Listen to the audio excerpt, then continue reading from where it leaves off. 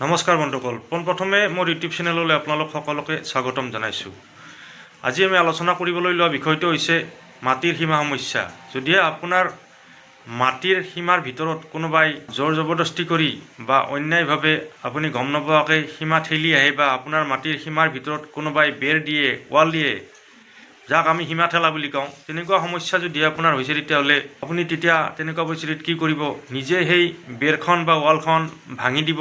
যদিহে বিপৰীত পাৰ্টি আপোনাতকৈ শক্তিশালী হয় তেতিয়াহ'লে আপুনি ভাঙি দিলে আপোনাৰ কি হ'ব পাৰে, কি নহ'ব পাৰে, আইনে এই ক্ষেত্ৰত কি কয়, সকলো দিশ চালি জাৰি চাই আজি আমাৰ এই ভিডিঅ'টো প্ৰস্তুত কৰিবলৈ ওলাইছোঁ। যদি ভিডিঅ'টো ভাল পায় লাইক, কমেণ্ট আৰু শ্বেয়াৰ কৰি দিবলৈ নাপাহৰিব। লগতে এনেকুৱা ধৰণৰ মাটি বাৰী সম্পৰ্কীয় ভিডিঅ' ভৱিষ্যতেও পাই থাকিবৰ কাৰণে আপুনি এই চেনেলটো ছাবস্ক্ৰাইব কৰি ওচৰতে থকা বেল আইকনটো অন কৰি কল কৰি থ'বলৈ নাপাহৰিব। এতিয়া ভিডিঅ'টো আৰম্ভ কৰোঁ।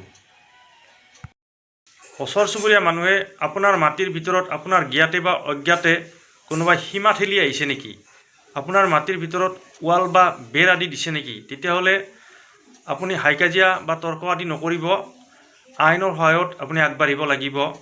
ওচৰ চুবুৰীয়া মানুহৰ লগত সীমাক লৈ হাই কাজিয়া হোৱাটো এটা আমাৰ সমাজত ডাঙৰ সমস্যা। বহুতো মানুহে অবৈধভাৱে বা জোৰ কৰিয়ে হওক, জ্ঞাতে বা অজ্ঞাতে অন্য মানুহৰ মাটিৰ ভিতৰত ৱাল বা বেৰ আদি দিয়ে বা সীমা ঠেলে। এনেকুৱা ক্ষেত্ৰত যদি আপোনাৰ মাটিৰ ভিতৰতো কোনোবাই সীমা ঠেলি আহিছে, বেৰ বা ৱাল আদি দিছে, তেতিয়াহ'লে আপুনি নিজেই সেই ৱালখন উত্তেজিত হৈ ভাঙিবলৈ নাযাব। আইন অনুযায়ী কাৰোবাৰ বেৰ বা ৱাল বা কাৰোবাৰ নিৰ্মাণ লাগিলে সি অবৈধই হওক, যাতে ভাঙিবলৈ গৈ আপুনি আইনী সমস্যাত পৰাৰ সম্ভাৱনা আছে। এই সমস্যাটো কেনেকৈ আইনৰ জৰিয়তে সমাধান কৰিব পাৰি সেই বিষয়ে আমি আলোচনা কৰোঁ হওক। পোনপ্ৰথমে আমি চৰকাৰী সীমা নিৰ্ধাৰণ, যাক ডিমাৰ্কেশ্যন বুলি কওঁ, সেই প্ৰক্ৰিয়াৰ জৰিয়তে প্ৰথমে আগবাঢ়িব লাগিব।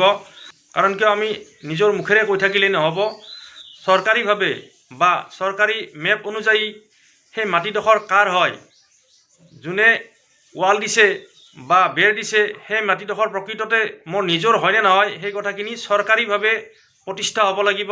চৰকাৰী মেপ অনুযায়ী সেইডোখৰ মাটি যে মোৰ হয় সেই কথাখিনি প্ৰথমে প্ৰমাণিত হ'ব লাগিব। ইয়াৰ বাবে প্ৰথমে আমি চাৰ্কুল অফিচাৰত গৈ চাৰ্কুল অফিচাৰৰ ওচৰত এপ্লিকেশ্যন কৰিব লাগিব নিজৰ মাটিডোখৰ ডিমাৰ্কেশ্যনৰ কাৰণে। তাৰ বাবে এটা নিৰ্দিষ্ট মাচুল পৰিশোধ কৰি আমি আমাৰ মাটিডোখৰ পোনপ্ৰথমে ডিমাৰ্কেশ্যন কৰিব ল'ব লাগিব। আৰু ডিমাৰ্কেশ্যনত চৰকাৰীভাৱে মণ্ডলে গৈ তাত গোটেইখিনি মাটি জোখ মাখ কৰি সেই মাটিডোখৰ যে আমাৰ নিজৰ মাটি হয়, যোনে মাটিডোখৰত ৱাল দিছে বা বেৰ দিছে, সেই কথাখিনি প্ৰথমে মণ্ডলৰ ৰিপৰ্টৰ জৰিয়তে প্ৰতিষ্ঠা হ'ব লাগিব। মণ্ডলে দিয়া এই ৰিপৰ্ট ভৱিষ্যতে আদালতত ডাঙৰ প্ৰমাণ হিচাপে প্ৰতিষ্ঠিত হ'ব। আৰু লগতে যদি আপোনাৰ আইন শৃংখলাজনিত কিবা সমস্যা বা হাই কাজিয়া হোৱাৰ সম্ভাৱনা থাকে, তেতিয়াহ'লে এক্সক্লুচিভ মেজিষ্ট্ৰেটৰ ওচৰত আপুনি আবেদন কৰিব পাৰে। মেজিষ্ট্ৰেটে এই পৰিস্থিতি নিয়ন্ত্ৰণৰ কাৰণে যথোপযুক্ত ব্যৱস্থা ল'ব। লগতে আপুনি নিজেও ওচৰৰ পুলিচ থানাত গৈ আইনৰ জৰিয়তে এই সমস্যাটো সমাধানৰ কাৰণে আগবাঢ়ি থকা বুলি জনাই এখন আবেদন পুলিচ থানাতো কৰি থ'ব পাৰে। ভৱিষ্যতে কিবা মিছা অভিযোগ উঠিলে এই তথ্যই আপোনাক সহায় কৰিব।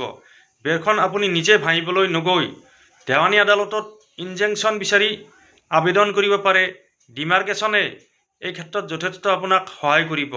আদালতে বিষয়টো তথ্য সহকাৰে বিবেচনা কৰি নিৰ্দিষ্ট আদেশ বা নিৰ্দেশ জাৰি কৰিব পাৰে। মনত ৰাখিব, ৱাল বা বেৰ আদি দি থকা সময়ত পাৰিলে আপুনি ভিডিঅ' বা ফটো আদি বনাই ৰাখিব, তেতিয়া আপোনাৰ ভৱিষ্যতে বহুতো সহায় হ'ব। সীমা সমস্যা বা সীমা বিবাদ আদি হোৱাৰ আগতে সকলো মানুহ সজাগ আৰু সচেতন হৈ থাকিব লাগে। এনেকুৱা ধৰণৰ আদালতলৈ যোৱা পৰিৱেশ বা পৰিস্থিতি আহিব দিবই নালাগে। সেয়েহে সকলো মানুহকে জনাওঁ যে নিজৰ মাটি বা সম্পত্তি বেৰ বা ৱাল আদি দি ধুনীয়াকৈ নিজৰ দখলটো নিজৰ মুঠিত বা নিজৰ হাতত ৰাখিব লাগে। আজিৰ ভিডিঅ'ৰ ইমানতে অন্ত পৰিল। পুনৰ লগ পাম নতুন এটা বিষয় লৈ, নতুন এটা ভিডিঅ'ৰ সৈতে। ধন্যবাদ। জয় আই অসম।